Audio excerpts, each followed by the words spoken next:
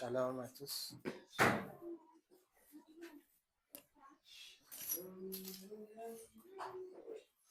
Shalom à tous. Shalom.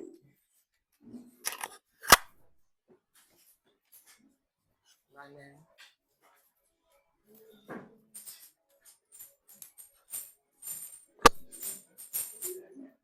Rendez à César ce qui est à César. Amen. Tu vas prier, tu vas dire Seigneur, dispose-moi.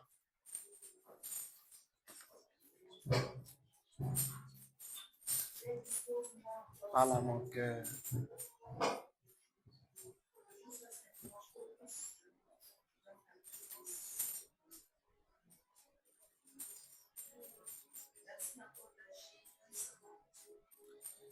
Père, bénis ce matin encore ta parole. Tu as dit, Père, que là où deux ou trois sont assemblés en ton nom, tu es au milieu d'eux. Seigneur, nous voulons, Père, écouter ta parole. Bénis-la, Seigneur. C'est toi qui as la capacité de l'interpréter. Nous comptons tout simplement sur ton esprit pour nous aider.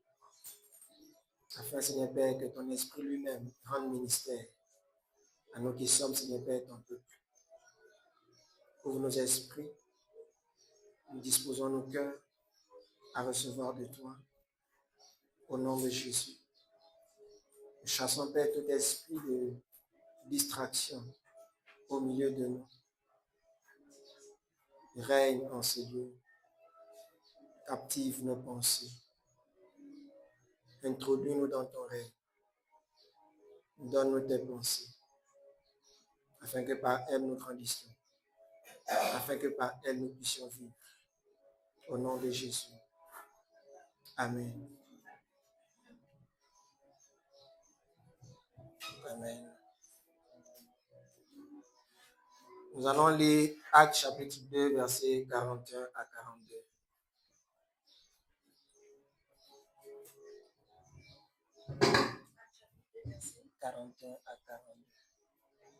Amen.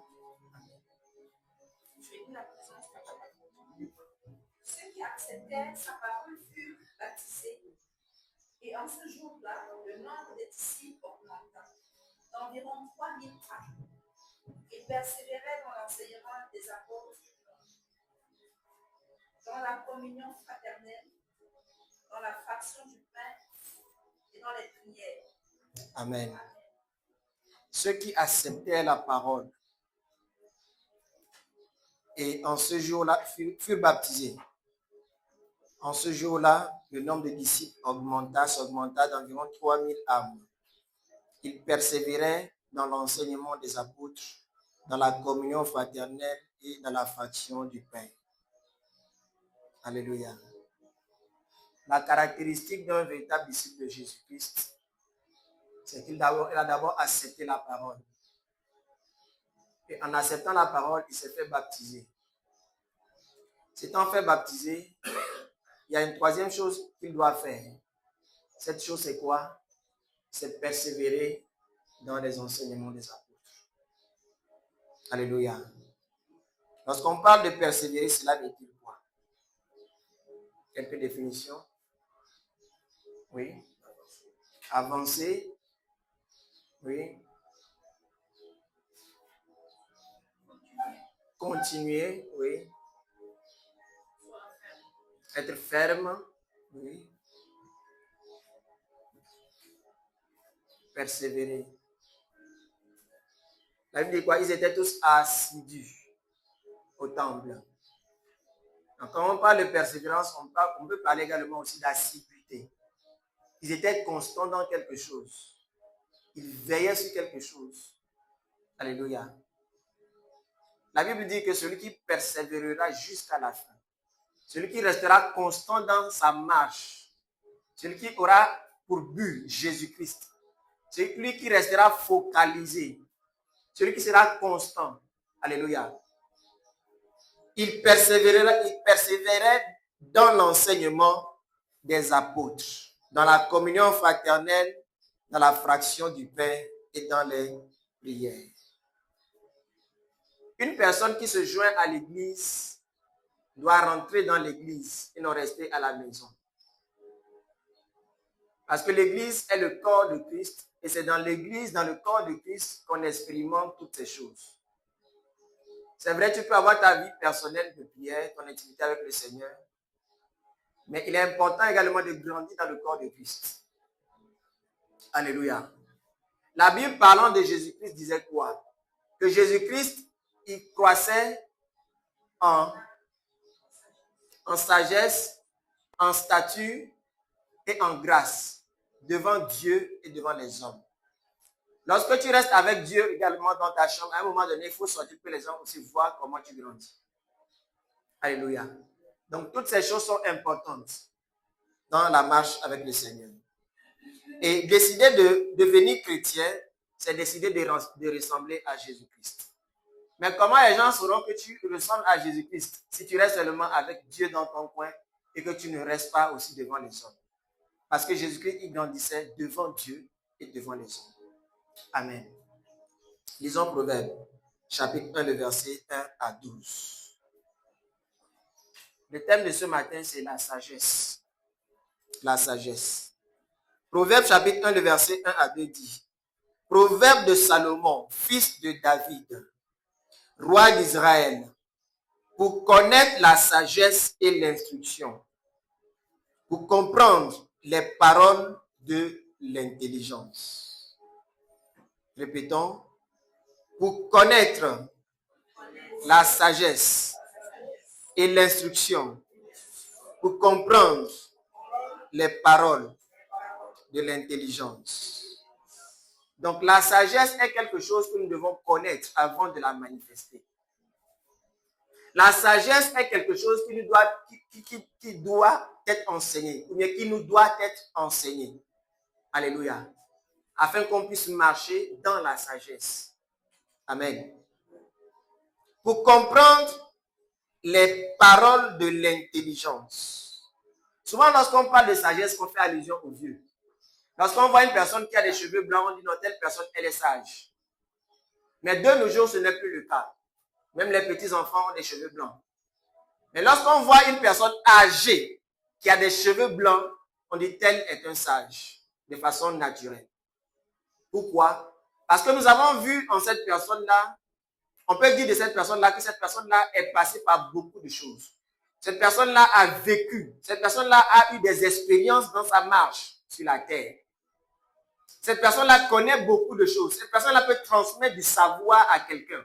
Alors là, on peut dire que non, telle personne est sage. Telle personne a fait son temps. Telle personne a transmis quelque chose à une génération. Alléluia. Alors, le mot sagesse est défini comme la façon dont une personne réfléchit sur la base de sa connaissance, ce qu'il a appris ou bien de son expérience également. Amen. Je répète. La sagesse est définie comme la façon dont une personne réfléchit, sur base de sa connaissance, ce qu'il a appris ou de son expérience. Amen. Par cette définition, on peut dire que la sagesse est la combinaison de la connaissance et de l'expérience. La combinaison de l'expérience et de ce que tu connais dans la vie. On peut dire, comme première définition, que telle personne a acquis la sagesse. Amen. La sagesse du mot grec, sophos, ça veut dire l'habileté dans les Écritures, la capacité de compréhension des Écritures. Celui qui est cultivé et celui qui est instruit. Amen. Lorsque nous avons vu tout de suite, Proverbe chapitre 1, verset 1 à 2. Proverbe de Salomon, il dit quoi? Pour connaître la sagesse et l'instruction et pour comprendre les paroles de l'intelligence. pour connaître la sagesse et l'instruction, pour comprendre les paroles de l'intelligence. Donc la sagesse dans le mot grec veut dire sophos, qui veut dire la capacité ou bien l'habileté à comprendre les Écritures, à saisir les Écritures. Celui qui est instruit dans les Écritures. Amen. Et l'intelligence vient du mot grec, bina, qui veut dire percevoir, capter, discerner, considérer ou comprendre. Percevoir, capter, discerner, considérer, comprendre. Alléluia. Donc, lorsque Salomon dit pour connaître la sagesse et l'intelligence et pour comprendre les paroles de l'intelligence, alléluia, il est en train de nous dire que la sagesse donne le discernement, la sagesse donne la compréhension.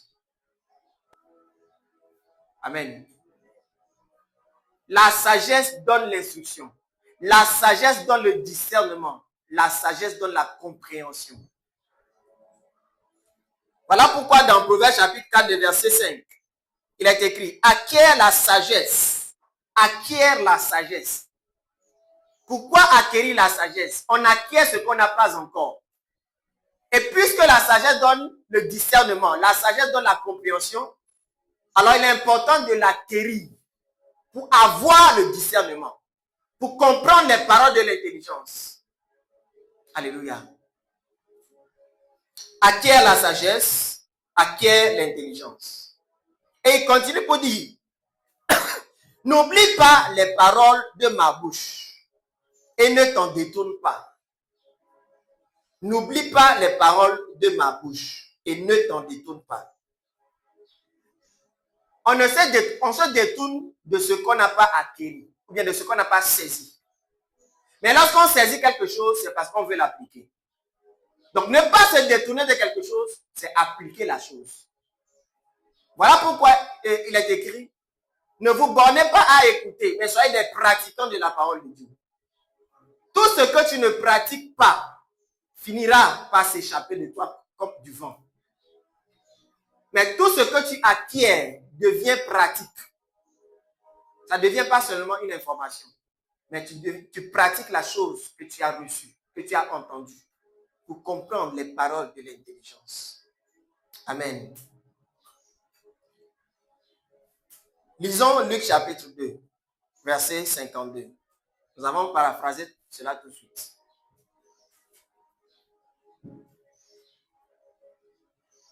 Luc chapitre 2, le verset 52.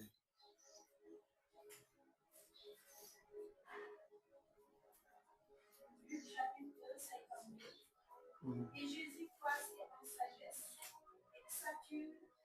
stature et en grâce devant Dieu et devant les hommes. Amen. Et Jésus croissait. Répétons. Et Jésus croissait. Premièrement, en quoi?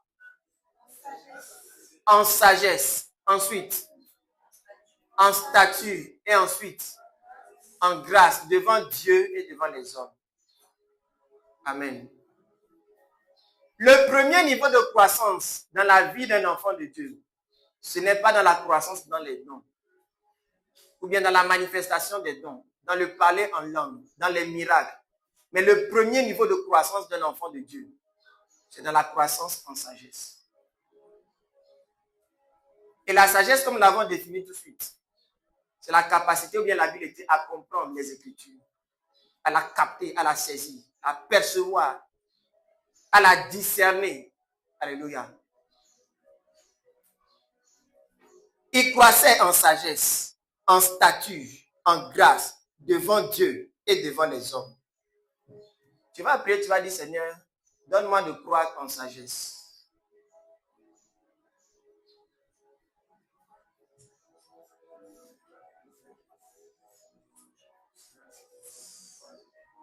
Amen. Alors, pour croître en sagesse, qu'est-ce qu'il faut? Est-ce que quelqu'un connaît déjà une réponse? Le Saint-Esprit, oui. Le Saint-Esprit nous aide à croire. Pour ceux qui prennent notre noté, le Saint-Esprit nous aide dans notre croissance avec le Seigneur. Dans la parole de Dieu, dans la méditation, se fortifier en esprit, oui, c'est bon.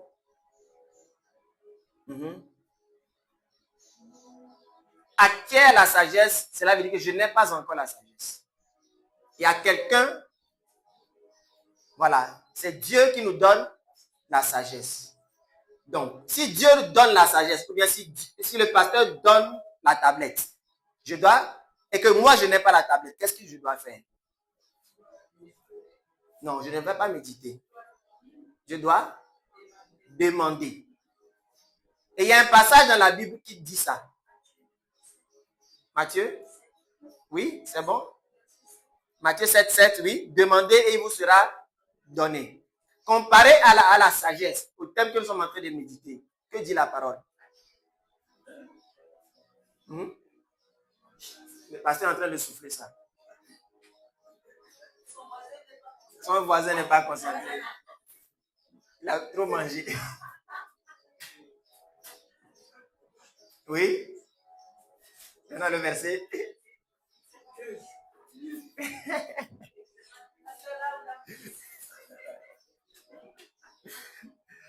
Papa, à l'école, si tu ne triches pas de Dieu, tu es obligé de barrer tout. De prendre l'intercalaire. Amen. Jacques 1,5. Jacques 1,5.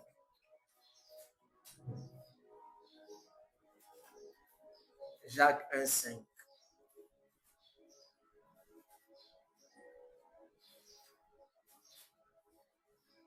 Maïmouna, tu vas lire, hein?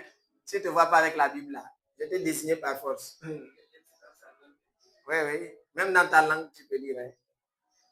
Tu comprends quand même, non? Tu comprends quand même, non?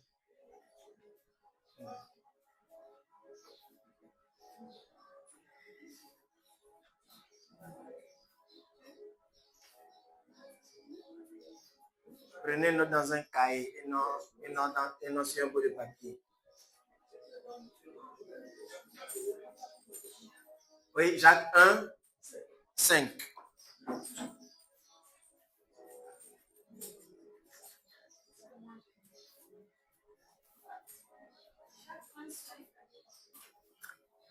Oui.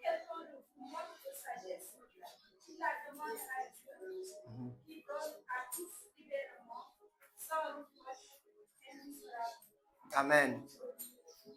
Si quelqu'un manque de sagesse, qu'il la demande. Celui qui a besoin de sagesse demande la sagesse à l'auteur de la sagesse. Et l'auteur de la sagesse dit quoi? Il donne cela comment? Librement. Alléluia. Donc Dieu est là pour nous donner des choses. Mais tant que nous n'allons pas demander ces choses à Dieu, ces choses ne nous seront pas données. Parce que Dieu donne, selon Matthieu 7,7, à celui qui demande. Alléluia. Si quelqu'un manque de sagesse, tu peux le lire encore s'il te plaît.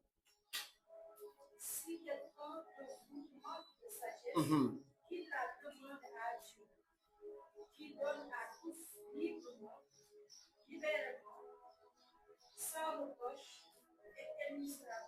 Amen. Donc, si aujourd'hui je me lève, je demande la sagesse à Dieu, Seigneur, donne-moi la sagesse, est-ce que Dieu va refuser? Sans reproche, librement. Alléluia. Moi, j'ai besoin de sagesse.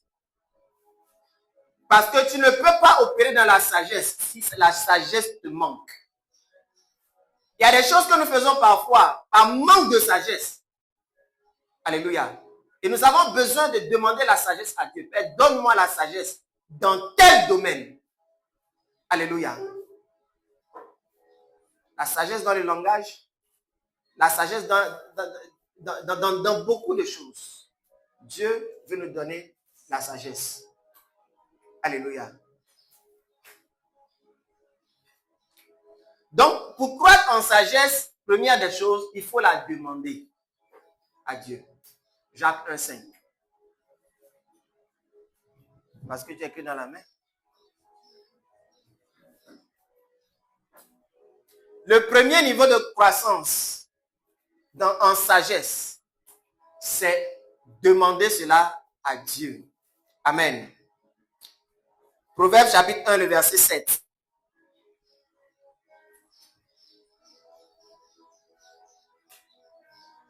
Proverbe chapitre 1, le verset 7.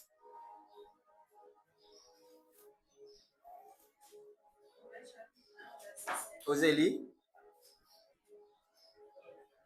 Hein?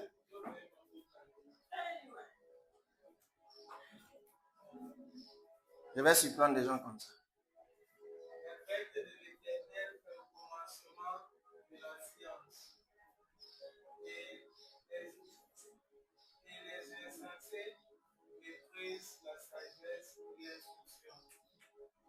Ok. Je vais aller dans une version. Bible français courant. La crainte de l'Éternel est le commencement de la science. Ici, dans Bible français courant, Proverbe 1,7 dit, reconnaître l'autorité du Seigneur est l'ABC de la sagesse. Reconnaître l'autorité du Seigneur est l'ABC de la sagesse. Seuls les imbéciles méprisent les enseignements et les avertissements des sages.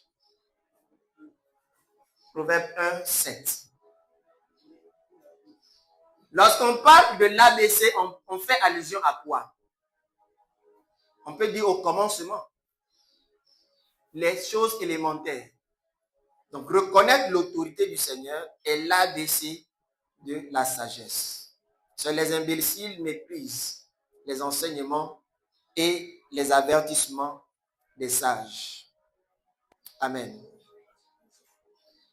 Et dans la version Louis II, il est écrit que la crainte de l'Éternel est le commencement de la sagesse. Premier niveau, c'est demander. Deuxième chose, c'est cultiver la crainte de l'Éternel. Reconnaître l'autorité de Jésus. Ne point mépriser ses enseignements. Les enseignements de Jésus-Christ qui sont dans sa parole, nous ne devons pas les mépriser, mais nous devons les connaître. Alléluia. Il y a un passage, je crois, je ne sais plus si c'est dans Somme qui dit afin d'appliquer mon cœur à la sagesse. Ça, c'est la fin du verset.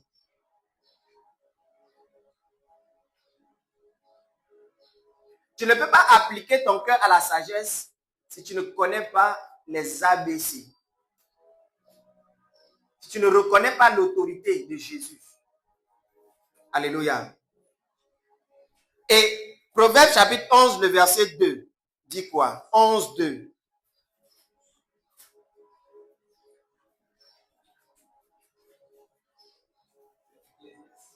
Ecclésiaste, hein? Ecclésiaste 1, 17. Notez cela, s'il vous plaît. Ecclésiaste 1, 17. Pour être un peu lisse, s'il vous plaît. Oui. J'applique mon cœur à la sagesse et à connaître la sottise et la folie. J'ai compris que cela aussi, c'est la poursuite du vent. Notez cela. Je vais chercher le passage que...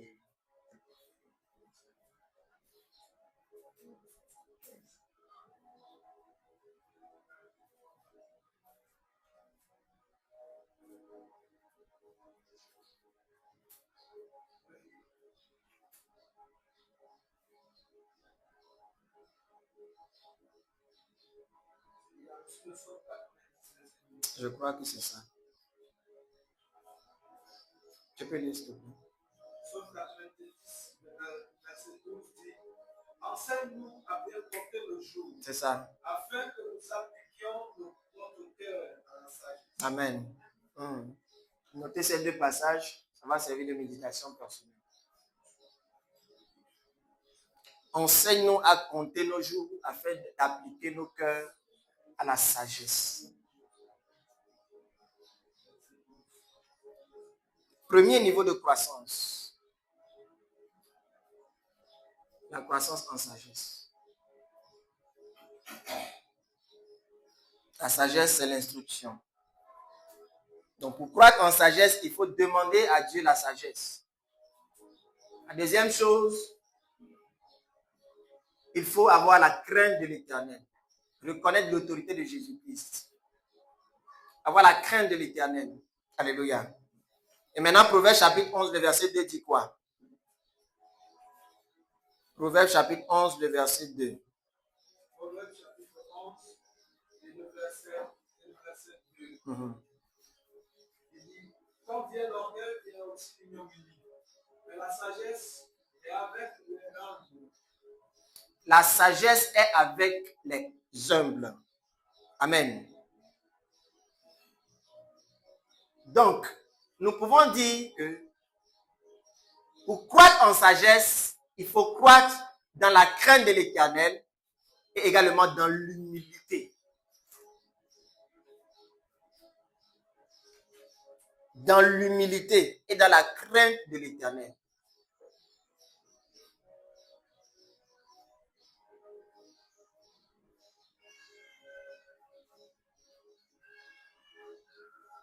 La crainte de l'Éternel, c'est ça qui est le fondement de la sagesse et de l'intelligence.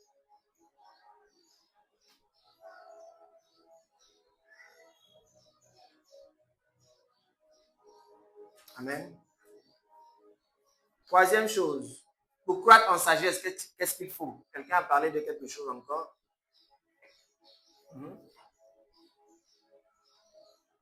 Dans la... C'est toi qui avais donné ça, je crois. Hein? Non, pas Matthieu. Ah, toi, tu as donné Matthieu. Quelqu'un a parlé de la parole. Il faut se nourrir de la parole de Dieu. Troisième chose. Pour croître en sagesse, il faut se nourrir de la parole de Dieu. La parole de Dieu nous rend sages. La parole de Dieu nous fait du bien. Amen. 1 Pierre chapitre 2, le verset 1 à 2.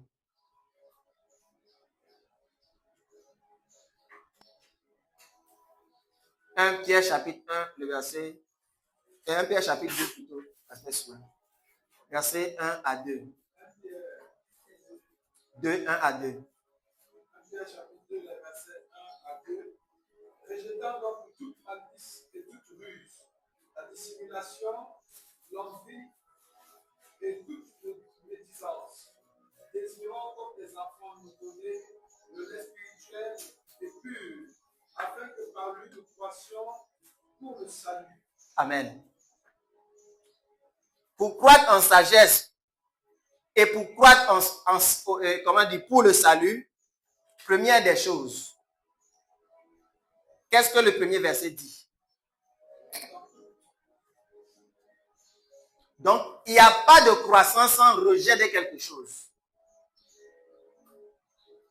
Il n'y a pas de croissance dans le salut ou bien pour le salut sans rejet de quelque chose, sans abandon de quelque chose, sans renoncement à quelque chose. Si quelqu'un veut venir après moi, qu'il renonce à lui-même, qu'il se charge de sa croix et qu'il me suive. Alléluia. Et il dit, rejetant donc toute malice et toute ruse, la dissimulation, l'envie et toute médisance d'abord, maintenant désirez. Alléluia. On va voir la définition de ces choses. Première des choses, malice. C'est quoi la malice? La fourberie.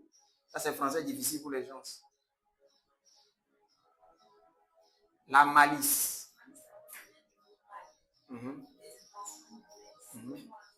Hein? Surnoise. Hein? Incantation.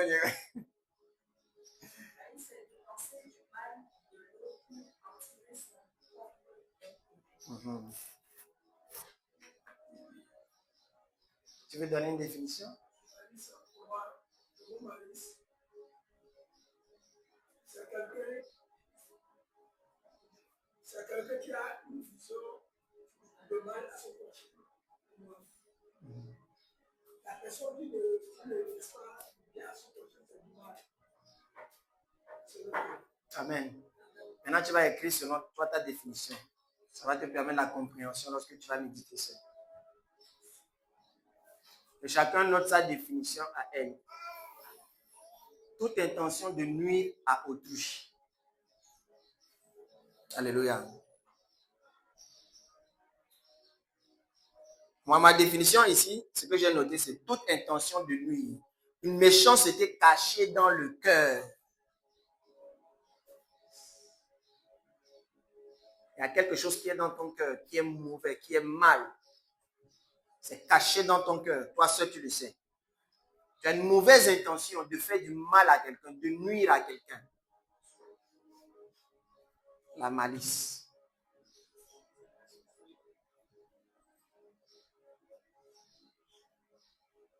Alléluia. Rejetant quoi? Toute malice. Tu vas parler maintenant à Jésus dans ton cœur. Tu vas dire, Seigneur Jésus, délivre-moi de toute forme de malice, de toute malice. Parce qu'il nous arrive des fois d'avoir des intentions mauvaises dans nos cœurs, que l'ennemi lui-même nous inspire. Quelqu'un t'a fait quelque chose, mais toi aussi tu planifies quelque chose dans ton cœur afin de le nuire. Je vais lui montrer. Ça, c'est une intention de nuire. Alléluia. Tu as l'intention de rembourser. Ça, c'est pas bon. Ça ne vient pas de Dieu. Tu vas prier le Seigneur. Tu baisses la tête, tu pries, Seigneur, délivre-moi de cette méchanceté cachée dans mon cœur. Tu n'as pas besoin que les gens t'entendent, mais parle sincèrement à Dieu dans ton cœur. Parce que nous sommes en train de parler de la sagesse. Et Jacques 1,5 dit quoi? Si quelqu'un a besoin de sagesse, qu'il la demande. Donc, recevoir la sagesse, c'est demander à ce que le Seigneur t'aide à rejeter toute forme de malice, toute forme de méchanceté qui est cachée dans ton cœur et dans mon cœur. Père, je te prie, accorde-moi la grâce et aide-moi à être délivré de toute forme de malice, toute méchanceté que l'ennemi, Seigneur Père, oh Dieu, peut m'inspirer. Je prie, Seigneur, oh Dieu, que ta puissance, Seigneur, agisse dans le nom de Jésus. Amen. Deuxième chose. Oui. Rejetant toute malice. C'est le nom de Dieu, Christine. La suite. Toute ruse. C'est quoi une ruse? Et d'abord, qui est rusé? Et comment il se comporte? La ruse que l'ennemi a utilisée dans le jardin d'Éden, c'était quoi? Oui, la séduction. Quand tu as parlé de pommes, la vie n'a pas parlé de pommes. Tu aimes trop les pommes. Les fruits. Voilà. Amen. Donc, il a utilisé quoi? La séduction. Alléluia. La ruse, la manipulation, la tromperie. Tu peux noter. La ruse. Donc, Jésus veut également qu'on rejette ces choses. Rejeter ces choses, c'est chasser ces choses loin de nous. Seigneur, délivre-moi de toute forme de ruse, toute forme de manipulation, toute forme de tromperie. Délivre-moi de ces choses au nom de Jésus. Alléluia.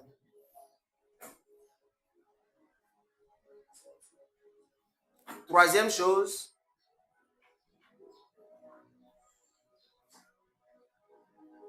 Oui. La dissimulation. Oui. Est-ce qu'on peut comprendre également de là? Hein? L'hypocrisie, c'est caché, oui.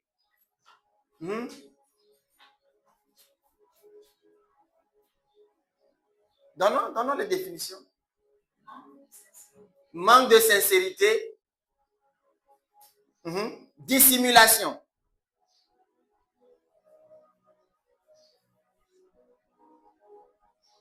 Oui. Cacher la vérité. Cacher ses intentions. La dissimulation. Cacher ses intentions. Marcher comme un caméléon. Le caméléon se dissimule. Il prend des couleurs. C'est un animal impur. Il peut être là, mais tu ne le vois pas, mais il est là. Et il cherche une proie à attaquer. La dissimulation. Cacher ses intentions. Notons la dissimulation. Et tout ça, ce sont des caractéristiques du diable. Alléluia.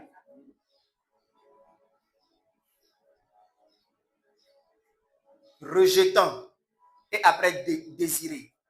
Tu ne peux pas désirer si tu n'as pas rejeté d'abord ces choses.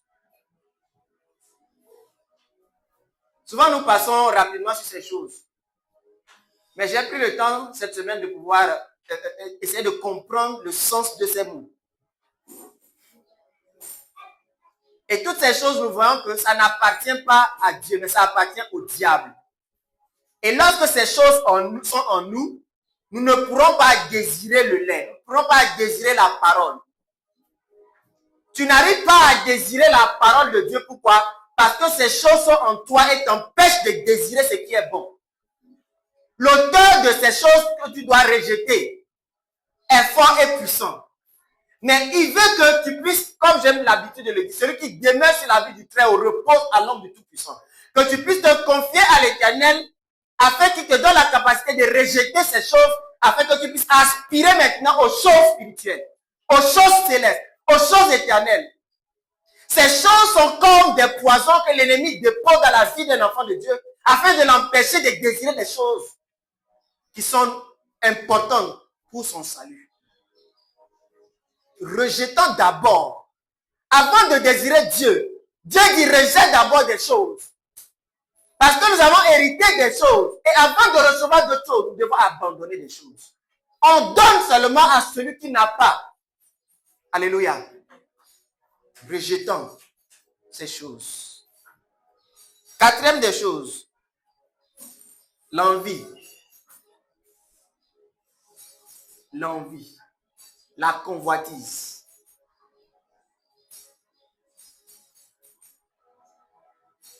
La convoitise, l'envie.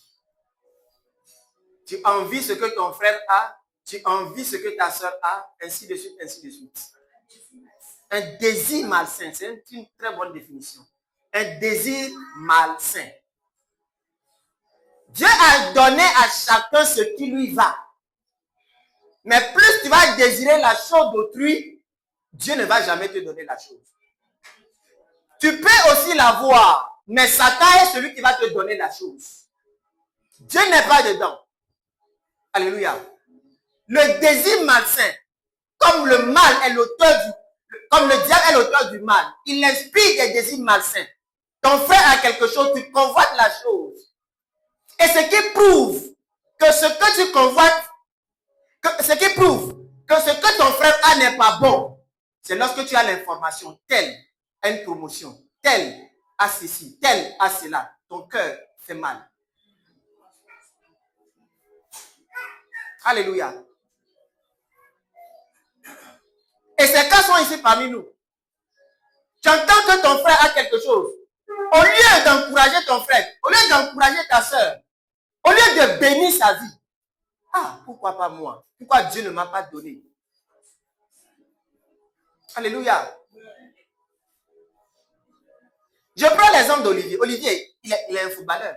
Il est appelé à exceller dans son domaine. Toi, tu as entendu l'information. Parce que ton fils n'a pas encore arrivé au même niveau qu'Olivier, tu te fâches. Dieu est le Dieu des temps et des circonstances. C'est comme ça que beaucoup, parce que Dieu ne leur a pas encore donné quelque chose, ils courent pour avoir la chose.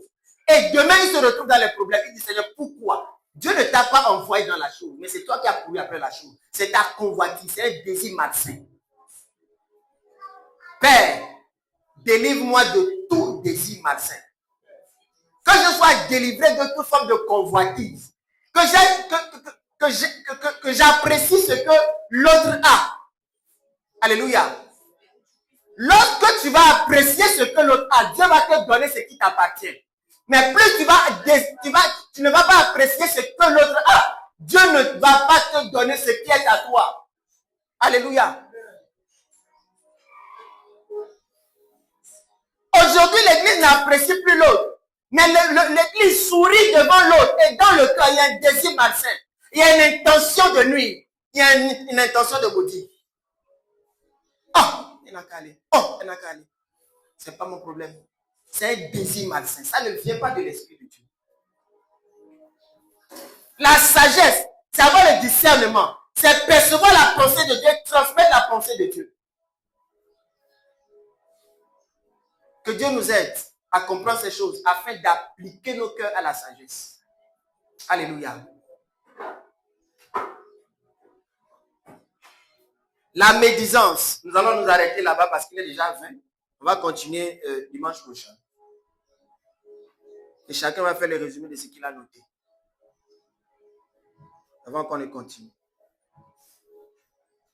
La médisance. Oui.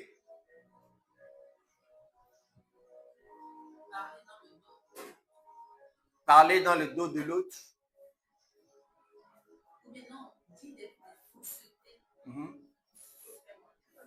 Non. Calomnie, voilà, le mot calomnie.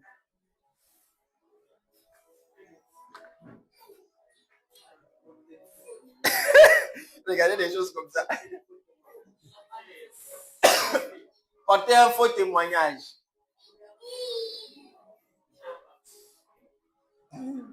Alléluia. La diffamation. Moi, je suis le premier dans ça. Hein. Ne soyez pas là à accuser les autres. Nous tous, nous faisons cela. Satan nous a attrapés dans un domaine quelconque. Alléluia. Mais moi, j'ai béni le Seigneur de ce que le Seigneur a envoyé Thérèse au Cameroun. Pour que la voiture soit disponible. Parce qu'on devait aller à la retraite. Oui. Il faut lui demander. J'ai dit que je bénis, c'est parce que Dieu a chassé Thérèse pour aller au Cameroun. Afin que la voiture soit disponible. Parce qu'on cherchait même une voiture. Alléluia. Un bien pour un bien. Dieu sait faire les choses. Alléluia. Toutes choses concourent au bien de ceux qui aiment Dieu. Alléluia. Et c'est ainsi que Dieu approuve les voies de l'homme. Si Dieu sait que tu as un besoin, il va dépêcher quelqu'un pour une autre mission. Il va planifier pour toi aussi. C'est Dieu qui a planifié cela. C'est Dieu qui a planifié cela. Alléluia. La calomnie, les paroles qui détruisent la réputation de l'autre. Amen. On va s'arrêter là, il est 22. Et comme surprise, ce que tu as retenu, je vais t'inviter à venir diriger la prière pendant 3 minutes. Alléluia. Que chacun se dispose pendant que je vais désigner. Alléluia. On va prier, on va prendre 3 minutes et on va prier le Seigneur. On va continuer dimanche prochain.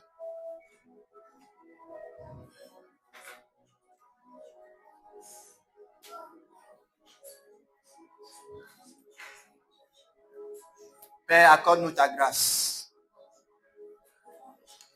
Il n'y a rien de bon en moi. Il n'y a rien de bon en nous. Toi seul es bon. Et tu veux, Père, m'impacter par ta vie. Nous ne voulons pas, Seigneur, oh Dieu, paraître sage. Mais nous voulons reconnaître notre état de faiblesse. Notre état souillé. Tu as dit, Père, que notre justice est comme un vêtement souillé devant toi. Père, délivre-nous de toute forme de souillure, de la méchanceté, de l'hypocrisie, des faux semblants, de la médisance, de tout ce qui nous éloigne de toi. Père, ce que je te demande ce matin, sépare-moi de ce qui me sépare de toi. Sépare-moi de ce qui me sépare de toi. Je veux être agréable.